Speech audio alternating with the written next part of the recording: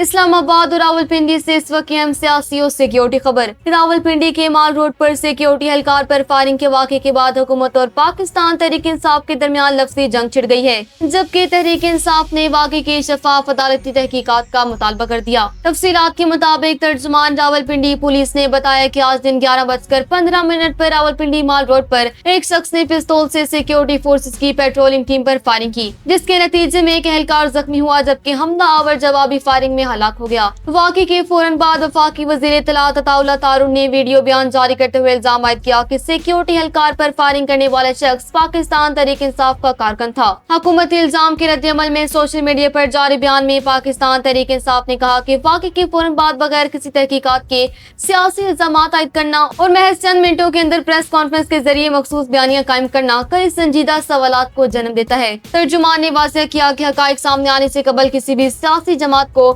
مورد الزام نہیں ٹھہرایا جانا چاہیے۔ تحریک انصاف نے واقعے کی مکمل تفصیلات، سی سی ٹی وی فوٹیج اور تمام دستیاب شواہد عوام کے سامنے لانے اور غیر جانبدارانہ عدالتی تحقیقات کرنے کا مطالبہ کیا۔